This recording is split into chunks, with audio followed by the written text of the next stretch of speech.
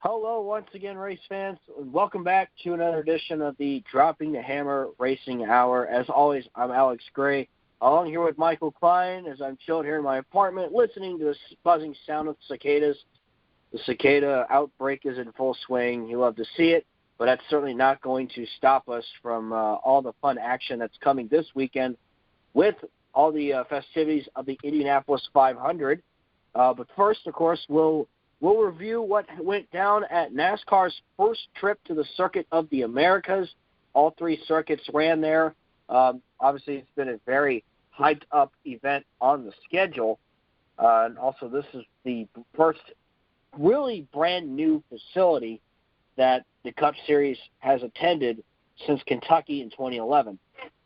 You know, if you don't count the same tracks with the configurations like the Charlotte Roval, Indianapolis Road Course, and et cetera, et cetera. Truck Series action at COTA. Todd Gilliland picking up his second career truck win. Obviously the first with Front Row and his dad's team as well. Kaz Grala finishing in second. And then Tyler Ankrum, Grant Enfinger, Sheldon Creed are top five there. So obviously Gilliland also locks up a spot in the playoffs. I think he's the third driver now, along with Rhodes and Nemechek, to go ahead and secure a spot.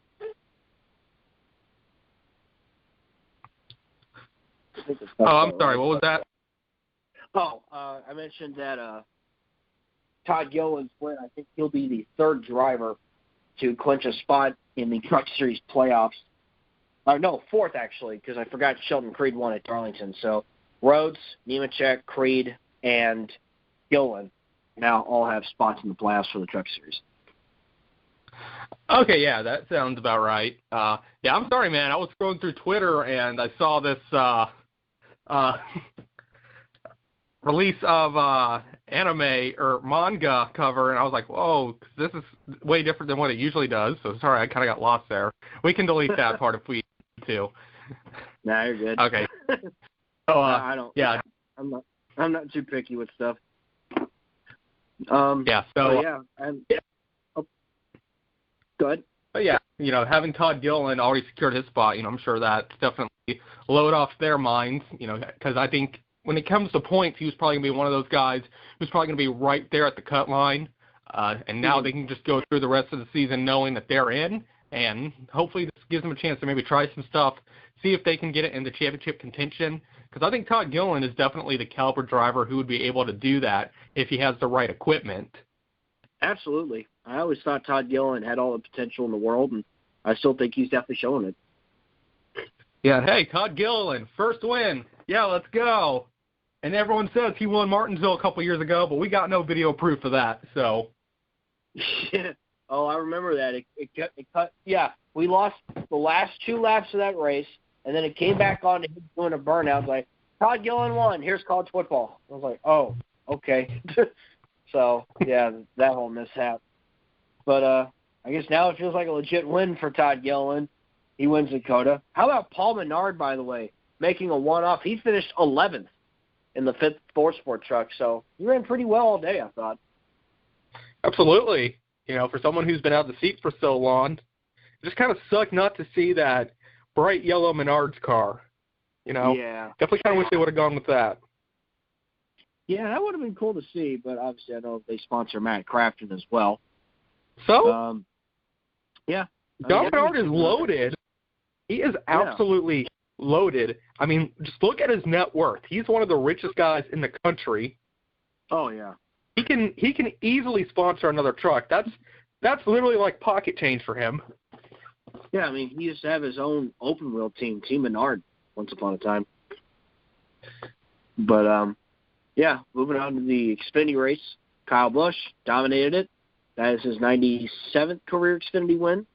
A.J. Allmendinger second. Justin Allgaier third. 97? I thought it was 98.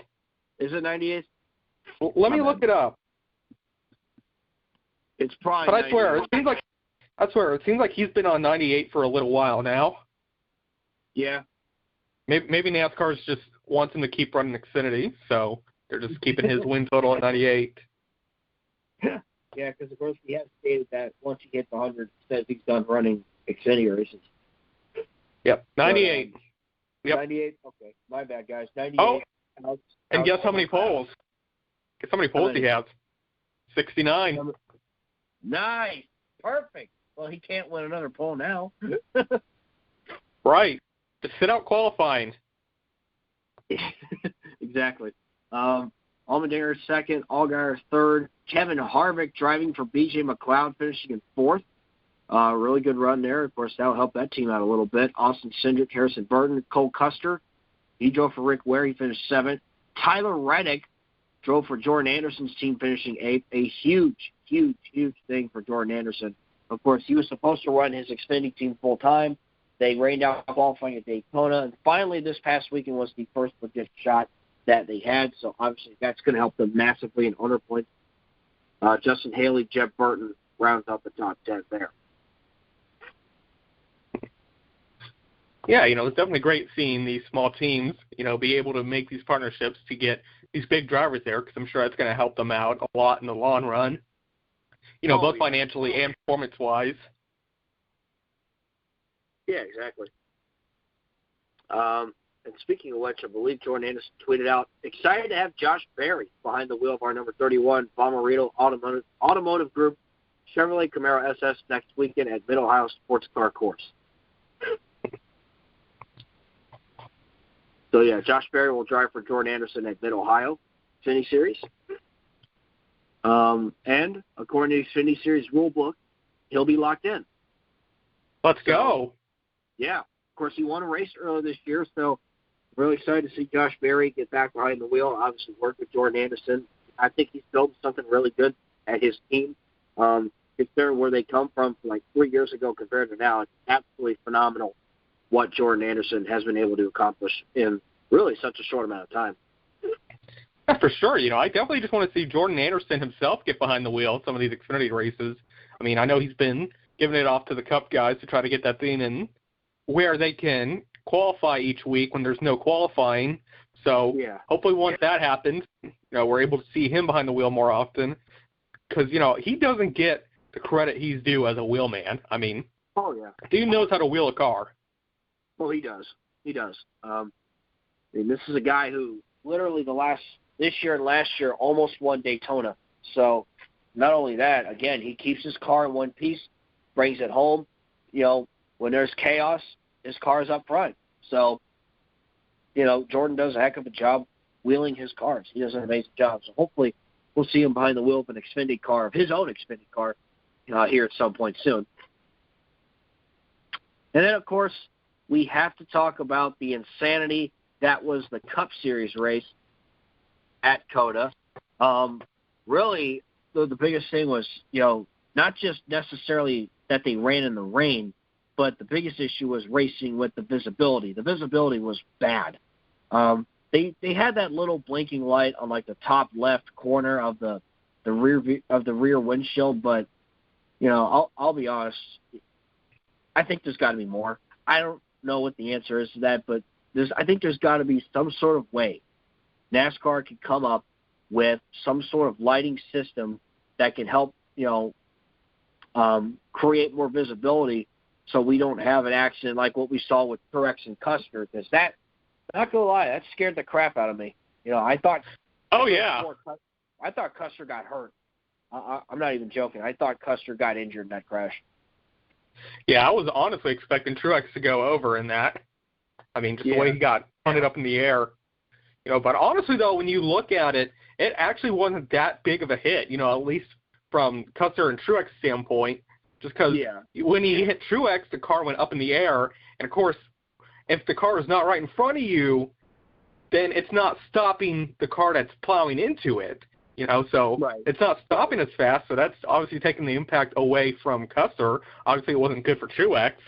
What scared me with Custer was when he slammed into the wall there, and then seeing Ricky Stenhouse just about plow into him when he was getting out.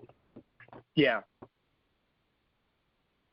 Yeah, that's a huge safety issue. Of course, Kevin Harvick was not afraid to be critical. He pretty much practically said that was the most unsafe that he had ever felt in his entire Cup Series career. So definitely widened some eyes, especially mine, because Obviously, you don't want to see anyone get hurt. Obviously, I think going to COTA is fantastic. It's a great venue. I think it's great, the Cup Series. I think it's great NASCAR in general is going there. And again, just like what I said with all the issues we had at the Bristol Dirt Race, it's a learning curve. All these changes that have been occurring, it's all a learning curve. And I think NASCAR is only going to just learn from it all. Yeah, honestly, this is something that I saw Slapshoes say, and at first I was like, but then I thought, what he suggested was mud flaps. And I was thinking, okay, that's got to be a joke, but then I got thinking, I was like, wait, that could actually work. Yeah, it could. Like, that could legit be a good idea to reducing the spray. Yeah, because that was the other thing, too, was the spray that the cars left behind. It's like when you're driving on the interstate, driving rainstorm, that you're behind one of those, big trucks, and, they leave a huge amount of spray. You can barely see anything. It's kind of like that, pretty much. So, yeah, I think mud flaps would certainly be a good idea. And, again, some sort of, like, LED light in the back to indicate, oh, hey, there's a car up ahead, So, something along the lines of that. Chase Elliott, surprise, surprise, got the win at COTA. Of course, that's, I believe, his 6th or 7th career win on a road course, 6, I think, of his 12. So literally half the races that Chase has won so far have been on road courses. Kyle Larson 2nd, Logano got 3rd, Chastain 4th, AJ Allmendinger bringing it home in 5th for Colleague Racing, Chase Briscoe 6th, Michael McDowell 7th. Again, good run for him, much needed if he wants to be sure to keep his team in the playoffs. Bowman, Reddick, Kyle Busch rounding out the top 10. Of course, that race was cut short due to the weather and everything else. So, again, that was also probably a good move on NASCAR's part. At that point, it was like, okay, it's getting late, pack it up, go, move on to the next race. So, you never want to see that. But, given the circumstances, I think that was definitely the right call for NASCAR to make there. Yeah. So, obviously, with this being a brand-new venue, overall, what are your thoughts on NASCAR racing at Circuit of the Americas?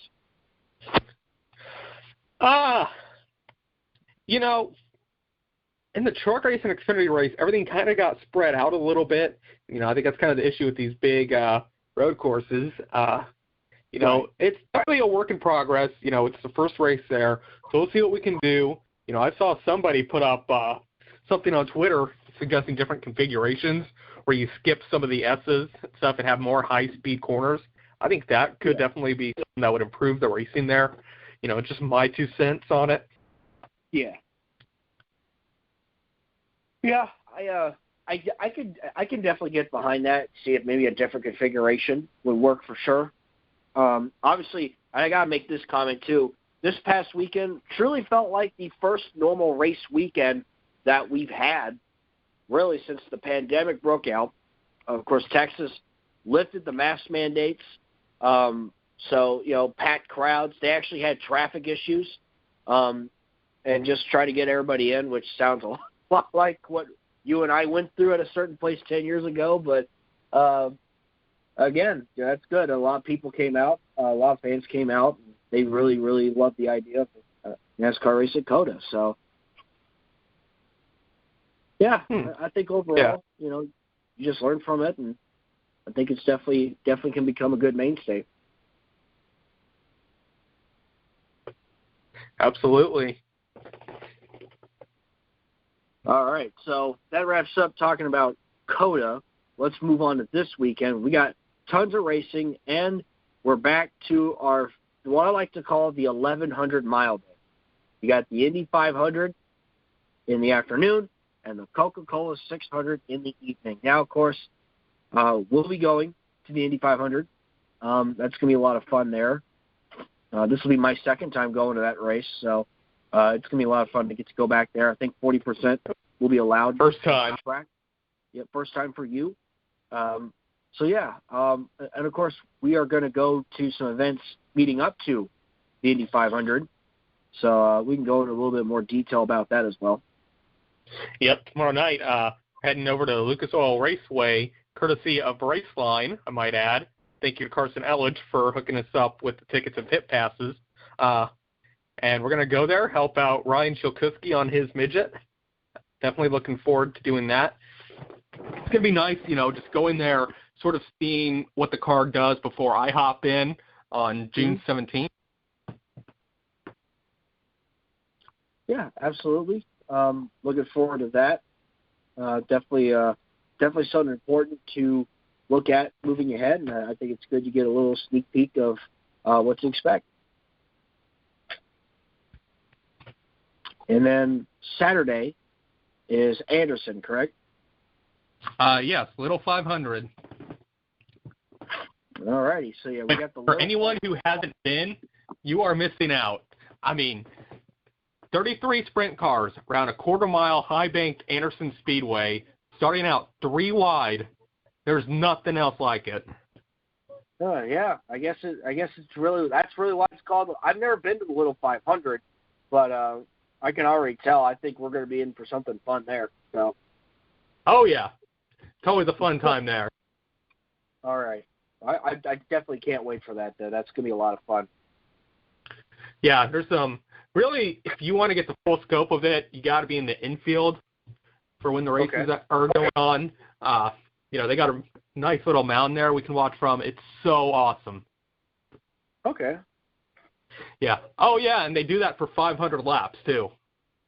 Oh, my God. Okay. That's going to be entertaining. There's no other sprint car race you're going to see live pit stops being performed at. Yeah, good point. Yeah, okay. I've never seen anything like that, so that's going to be interesting. So, there's that. And then, of course, Sunday, the Indianapolis 500. 33 cars in that one. Scott Dixon will be on the pole for that race. Will Power had to actually qualify on bump day. He almost missed out on the Indy 500, which was rather bizarre. Right. I mean, I've never seen anything like that. I mean, I haven't. Obviously it's happened before. We had Emerson and Al Unser Jr. both miss it in 95. Yeah. Yeah, there was that one year where I think Penske's car is all DNQ'd, right? Yeah, that was the one time that's ever happened. Yeah. And not only that, that was the last time Penske was at Indy for, I believe, 6 years, because right after that is when the split occurred. Yeah, good point. And, you had Penske basically leading the charge on behalf of CART. So, of course, they weren't going to go to Indy. Yeah, they had obviously the US 500 in Michigan for CART, so, wow, okay. Yeah, that's... The greatest drivers in the world. Come to take the green flag, and we're already wrecking. Oh, boy. Yeah, the movie Driven, 900 million spectators. I'm like, okay. My God. I just remember we watched that movie, and I'm sitting there going, what in the world? This could have been done so much better. But, yeah. So. Yeah, I mean, honestly, we should just get all of our racing buds together and just remake the film ourselves, because we could honestly do it way better. Oh, yeah. I think, if it's done right, it could certainly be done way better. So, let's see here. We'll take a quick look at the starting lineup for the Indy 500. So, front row, Scott Dixon, Colton Herta, and then the Indy GP winner, Rinus VeeKay. So he could be a dark horse to win this race. Row 2, Ed Carpenter, Tony Kanaan, Alex Palou. Then you got row 3, Ryan Hunter-Reay, Elio Castroneves, Marcus Ericsson. And then 10th through 12th, you got Rossi, Ed Jones, Pato O'Ward. Of course, Rossi trying to turn things around. Petro Fittipaldi in the 51. He'll be starting 13th. And then you got Rosenquist and last year's winner, Takuma Sato. Let's see, 16th through 18th, you got Hinchcliffe, Scott McLaughlin, and Graham Rahal. And then 19th through 21st, Connor Daly, Jack Harvey, Joseph Newgarden, J.R. Hildebrand, Santino Ferrucci, Juan Pablo Montoya. He won back in 2015 when I was there. Marco Andretti in 98. Then you got Simon Pagenaud, Sebastian Bourdais, Stephen Wilson. And then rounding out the field, Max Chilton, Dalton Kellett, Sage Karam, Will Power, Simona Di Silvestro, if I pronounced that correctly. So, Those are the 33 drivers that will run the Indy 500. What are some of your favorites of who will win and get to drink the milk after the race? Oh, man, I'd love to see Helio get his fourth. Yeah. That's something I've wanted to see since he won his third. Tony Kanaan's also been looking really strong. Mm-hmm. You got some of the older guys showing their strength here. I mean, Juan Pablo Montoya was looking pretty fast. Yeah. And, of course, seeing Montoya winning it again would, for me, be absolutely awesome because that battle he had with Dixon, Power, and Charlie Kimball back in 2015, oh, man, those last 20 laps were incredible. The entire crowd just going nuts. I absolutely loved it. It was just cool for me to see a guy like Montoya win. So definitely someone to look out for in that race. Can't go wrong with, like you said, Castroneves or, of course, Scott Dixon. He's always going to be a threat no matter what because he's definitely one of the best in the business, obviously. And then, you never know with some of these guys. I mean, this is a star-studded lineup. We got, some, I guess I should say some of the best races in the world, perhaps, in a good way this time. Obviously, a guy like Rossi could certainly, winning this race would absolutely turn around his season.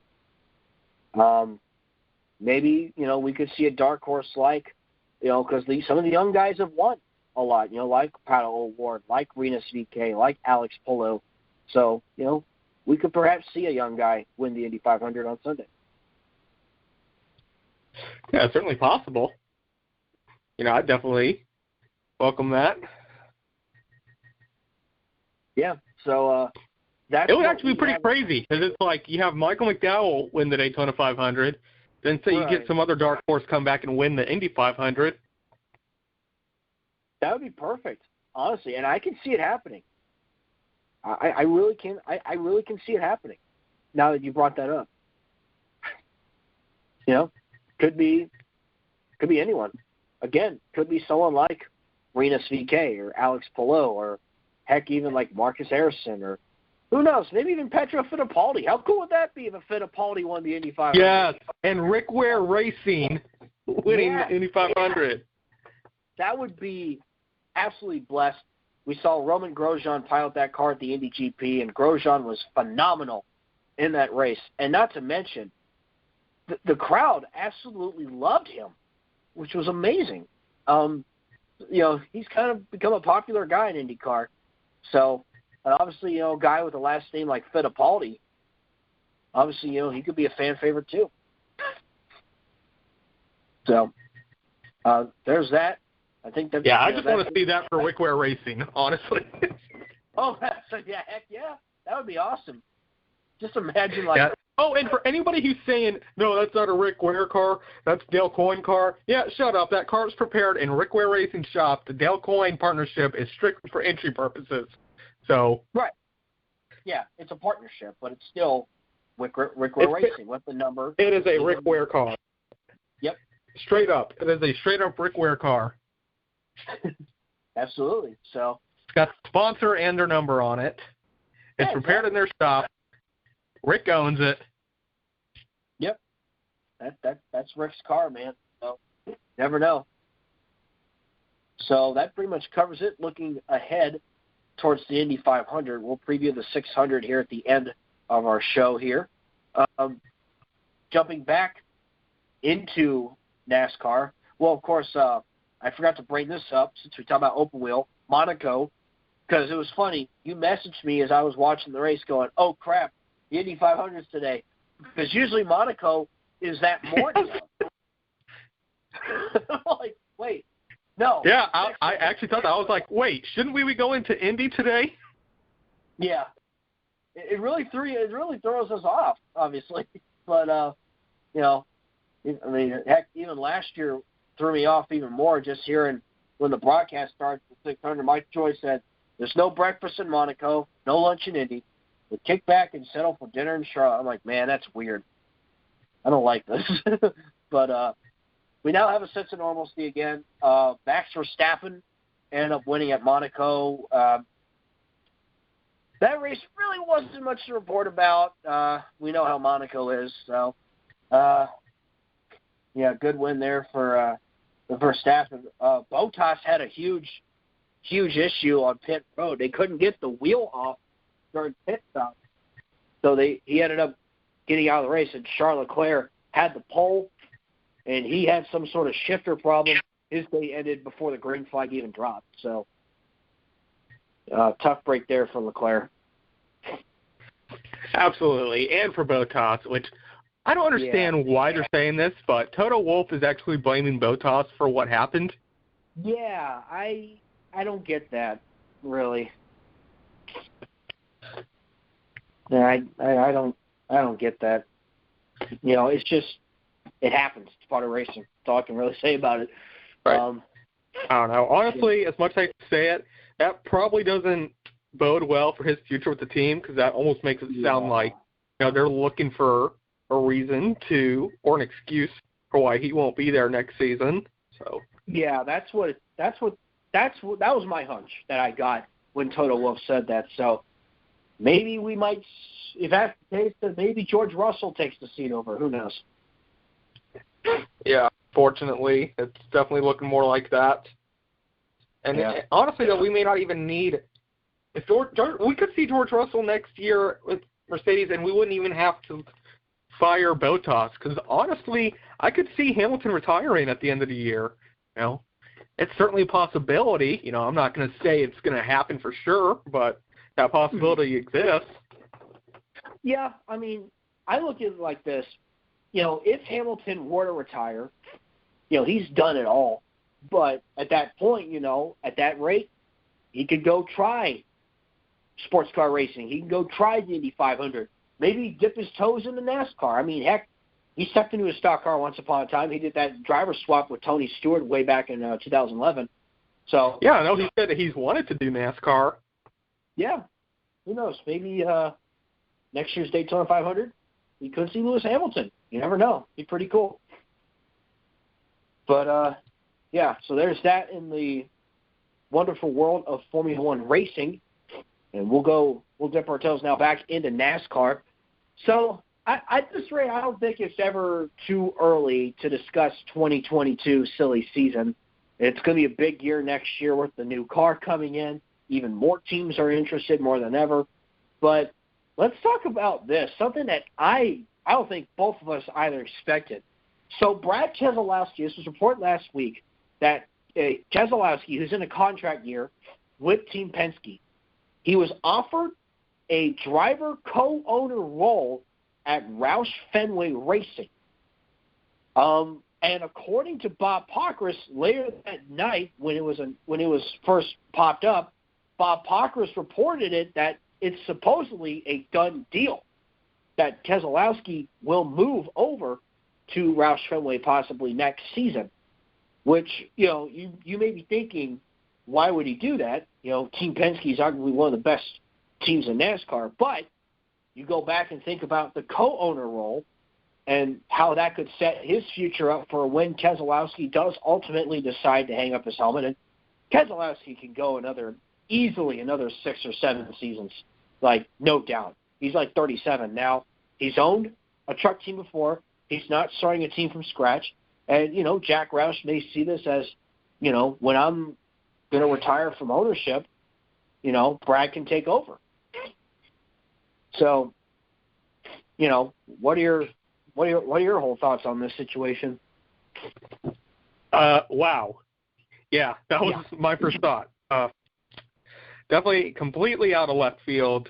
I really don't know what to think. I mean, I could definitely kind of see why he would want to maybe do something like that. Because, he's probably got another between 5 and 10 years left, so he could be thinking about what he's going to do when his driving career is over. And, of course, Roush is probably looking for who's going to take over once he's done. And he could probably see something in Brad, because you're someone who has experience, is in the Ford camp.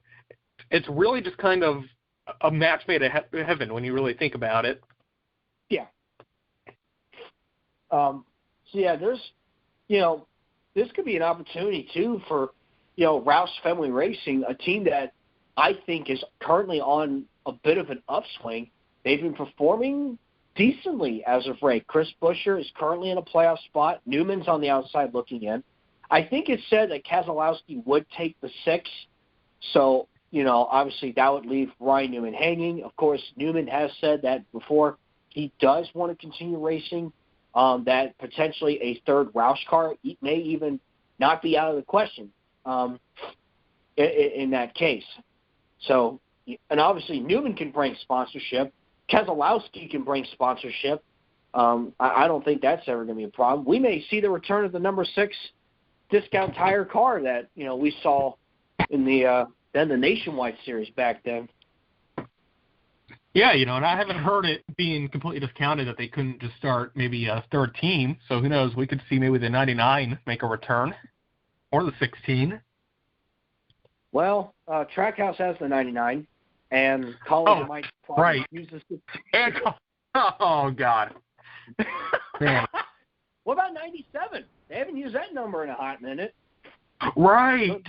Kurt's old number? That'd be cool. So, I was sitting there going, wait, you forgot about Trackhouse.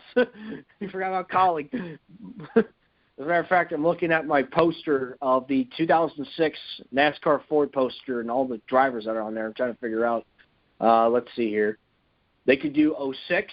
Todd Cleaver drove that at one point. Yeah, no, let's not bring that up. Yep, the 5th Roush car, or the 6th Roush car, excuse me. Oh, God, I forgot about this. They had a 50 car in the Busch series driven by Danny O'Quinn Jr. Remember him? Yes. There's I don't think there's a 60 car now. Is there? Yeah, 60. Good point. They could use 60. So they got choices. So definitely an interesting turn. So you look at that. Now you have to think, okay, what does this mean for Penske? Now the 2 cars probably going to be open. You would have to think Cindric or DiBenedetto is going to take that car. Have to be in a doo-doo. Let's go. Yeah, DiBenedetto in the 2 honestly would be incredible because, the Cindric to Woodbury thing sounds pretty much like it's set in stone. So if that's the case, Penske has that option for DiBenedetto. He may look at him and go, hey, Matt, the 2's all yours. Which, again, that's even a step up from where he was. And, this could give him the best chance ever. Obviously, everyone wants to see him win, obviously. He's one of the most likable people in the garage area. So, again, it would be interesting to see if DiBenedetto does wind up in the 2 and Cindric to the 21 while he develops over the next few seasons in the Cup Series. So, this could completely turn the silly season upside down in ways that we wouldn't expect.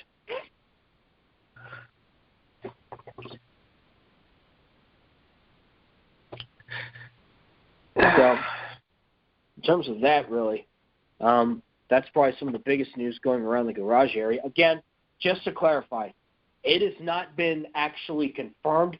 Pockers has said it's a done deal, which is a good indication that this probably will end up happening. But again, I don't think an official announcement will be made just yet. It could be made later on in the season because there's stuff going on in the garage area that, we both don't know about, that all of us don't know about, that, a lot of things could be happening, especially with the new car coming in and everyone trying to get ready for that, obviously. Obviously, Kaulig Racing has said they're ready to go to Cup next year. Dale Earnhardt Jr. has expressed interest in a Cup team. We've talked about that before in our podcast. So, again, lots of things could be happening. Again, the possible third Roush car, a second 2311 car even. So there's a lot that could be going on behind the scenes right now in terms of 2022 silly season. And when I have to bring that up, Kurt Busch, a parody NASCAR account, not the real one, posted that Kurt Busch was going to retire at the end of 2021. So Kurt Busch probably made one of the most legendary tweets he ever made, taking the scene, put his head over the character that says, "I'm not leaving." And it was probably one of the best things I've ever seen. Kurt Busch pretty much saying, hey, I'm not done. The show goes on. Yep, the show goes on. So, obviously, I think Kurt is also in a contract year, but he has stated he wants to run the next-gen car. So, and I think Kurt can go another couple seasons, 2-3 seasons maybe. He's still competitive. He still gets a win. And even, he's going to be like Jimmy Johnson. Once he retires, he's going to do other things in racing. He's done IndyCar once upon a time with the double. I think Kurt's definitely one of those guys. So he's not done. He can still compete.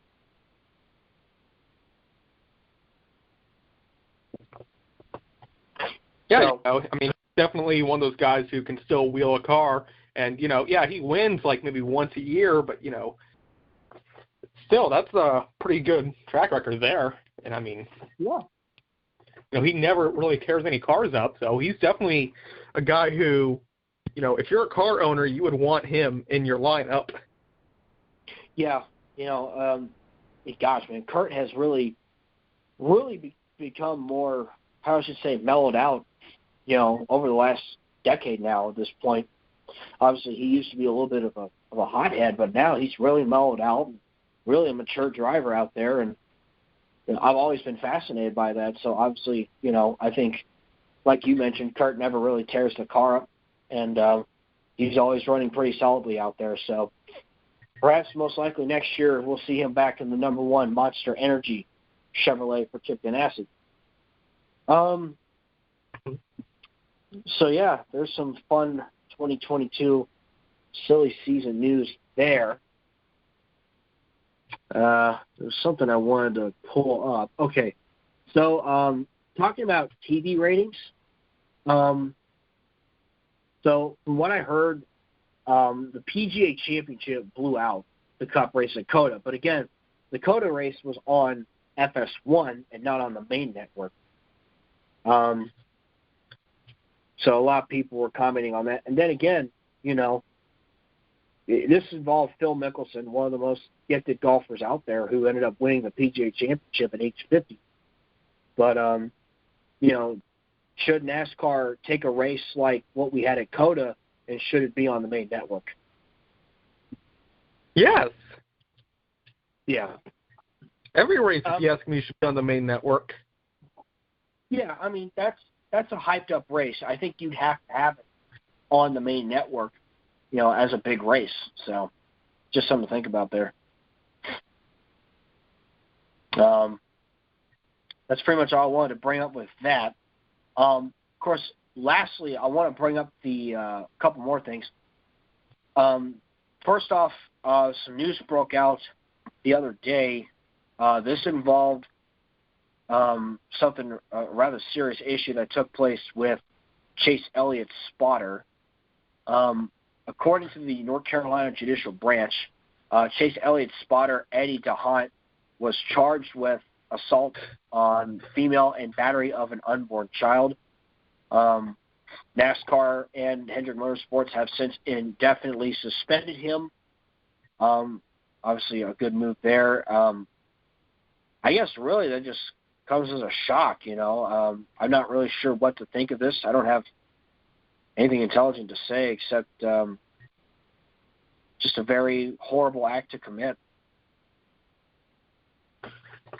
Yeah, and I honestly didn't know it was so easy to cover something like that up. But, at the end of the day, when you think about it, I guess all you have to do is not report it, and you could probably get away with it, because I don't know if they would be contacting your employer. So it definitely would make it easier for him to cover that up. And, unfortunately, that's really what's bitten him here, is not that, he was arrested for this, but the fact that he tried to cover it up. He's done 2 races since this supposedly happened. So, yeah. And I think that's what the reason behind NASCAR's suspension was. I think that's the reason they gave. I personally think he probably would have been suspended regardless. Because, NASCAR definitely has a history of that. They did this with Kurt Busch. They did this with one of the guys on Mike Harmon's crew. Yep. Yeah, you got to take action on that stuff and put the foot down. So, again, it's just... Obviously, that's not okay. It's not okay at all. It's a very horrible act to commit. Yeah, that's me putting it lightly. Yeah. We got to be professional when it comes to this, but, sometimes, tell us how you really feel, I guess. What else here? So I found this kind of comical because you sent me this. Gaming accessories brand Logitech signed Bubba Wallace to a new endorsement deal that will see him become the face of its sim racing product line. And just the night before, I finally bought a Logitech wheel so that I can go iRacing here very soon. So I was like, how about that? Yeah, as soon as you get it, man, we'll get some sessions underway.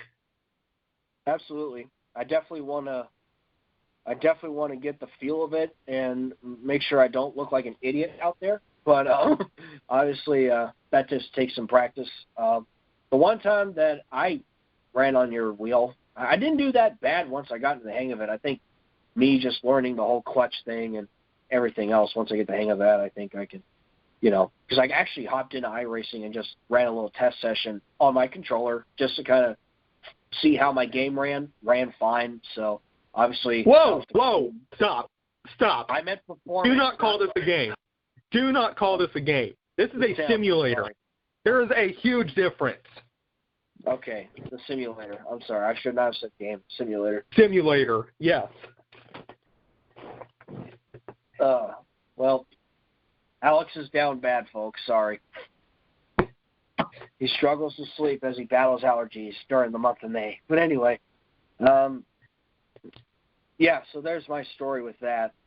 I thought you were going to get mad because I mentioned the controller, and I was like, performance on my computer, it ran smoothly. Obviously, do not run iRacing with a controller. I only just want to get the feel of the game, or the simulator. Please punch me in the face when we see each other next time. My God. Please.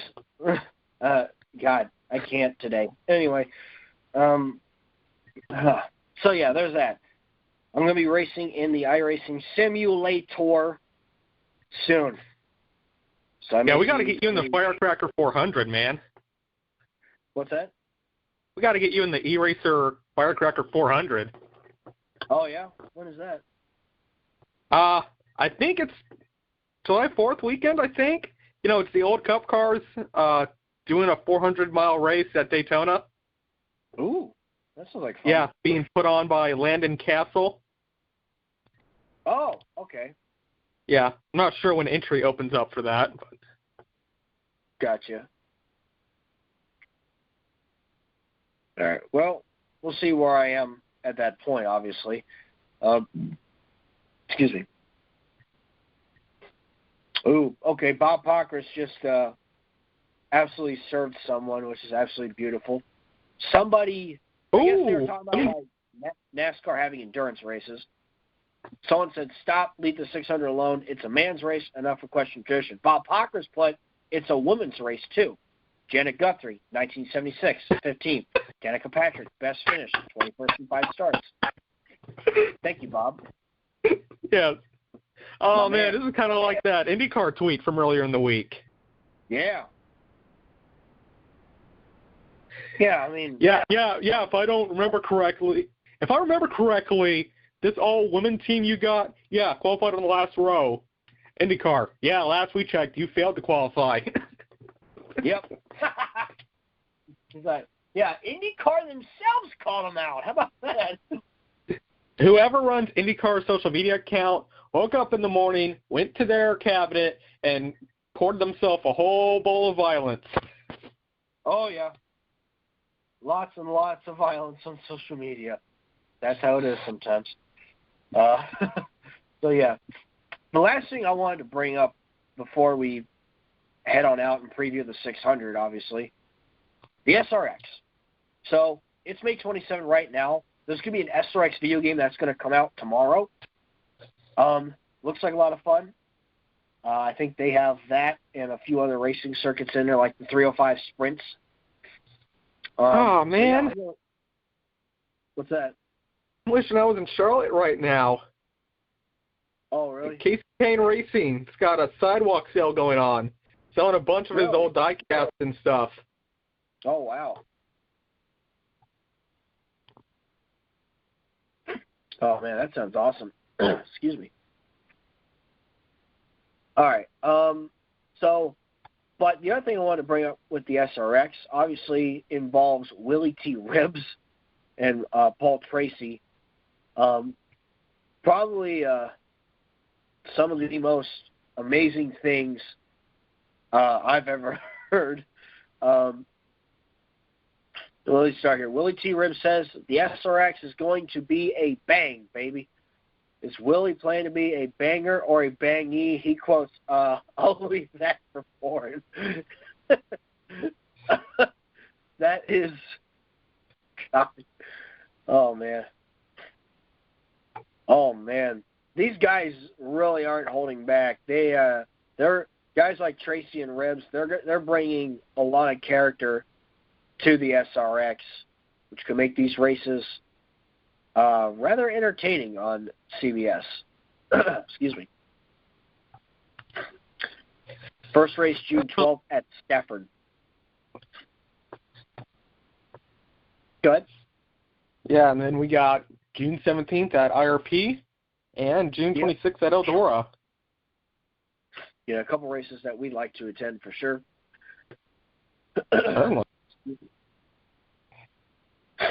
Oh, here we go. Willie T. I hope Ray built enough cars. It's not going to be Kumbaya. It's going to be, I don't know how to pronounce this. Should I try and pronounce it on the show? Yeah, go ahead. Kumbaya is going to be Kumyas, I guess. When he was asked if Willie had an iRacing sim, I said sim. He said, a sim? What the hell is that? He says he'd probably get a sex sim if there was one of those. He'll just take a rental around the track. Oh, my God. This is great. Willie T, man. He says, we're going to put on a show. We're putting the excitement on the side of the car. Remember the Magnificent 7? That's what's riding into town on CBS. We're the Magnificent 12. All right. And here's some breaking news. Race car driver wannabe Ray Cicerelli has withdrawn from Friday's Camping World Truck Series event at Charlotte. Oh, no. Major F there. Ray Cicerelli will not run trucks in Charlotte. Oh, no. Anyway. Yeah, of course, same guy last year who said he was done with NASCAR, and, well, he's still here. So there's that for you. Yeah, I think everybody knows at this point that was just a publicity stunt.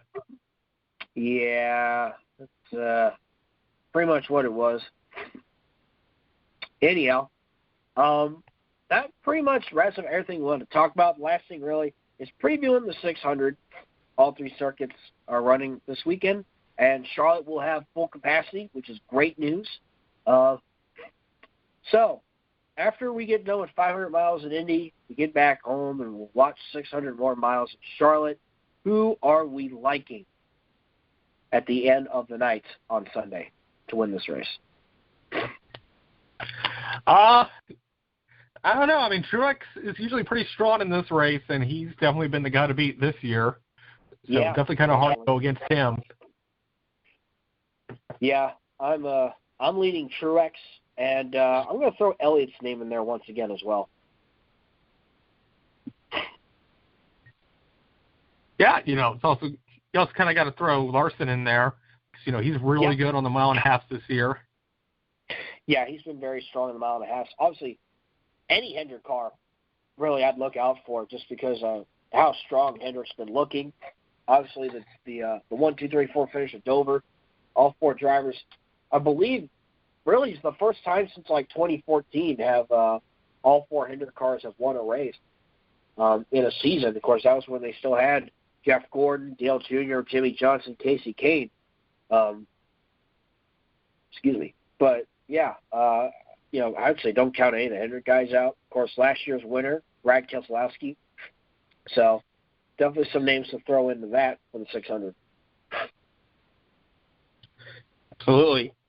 And, just a couple things I want to add before we wrap up here. I just want to send our prayers out to the Kaiser Wheels family. last night, because these guys are a big force in the sprint car community. They produce the wheels for the cars, and their shop burned down to the ground last night, it looks like. So we certainly want to send prayers to them. From what I understand, nobody was hurt, but it looks like just about everything's been lost. Oh, that's horrible. We'll definitely send our thoughts and prayers out to them. Yeah. And also just want to mention Brady Bacon is a certified badass. If you see the video from last night. Yes, he was sent flipping at Terre Haute. Ballparked it. Literally went over the wall. And I guarantee you he saw that Chick-fil-A and was like, oh, yeah, screw this race. I'm going Chick-fil-A. That's amazing. Well, I had to text Ronnie and tell him, I know how good that Chick-fil-A is going to look going into turn 1. Just remember, just wait until after the race. Let's not do what Brady did last night. Yeah. You're right there, and you're just like, well, you guys want anything? I'll buy. So, glad he's okay, though, because, man, he was flipping like crazy. I don't think I've seen anything like it. And have you looked at the car afterwards? Seen how the whole chassis just twisted over? Jeez. I couldn't begin to imagine. And the dude gets back in his backup car, races his way into the semi, and gets third in the feature. The absolute man, The Baconator. Yep, you got to tip your hats off to Brady Bacon, man. Oh, man. All right. Well, I think that's going to wrap things up here on the Dropping the Hammer Racing Hour. Obviously, another fun show. We'll be back on next week. We'll talk about the weekend coming up here in Indianapolis and what else could be coming up next in the world of racing. I want to thank everybody so much for tuning in to this edition of the Dropping the Hammer Racing Hour from Michael Klein and myself, Alex Gray. Thank you guys so much, and we'll see you next time. Peace.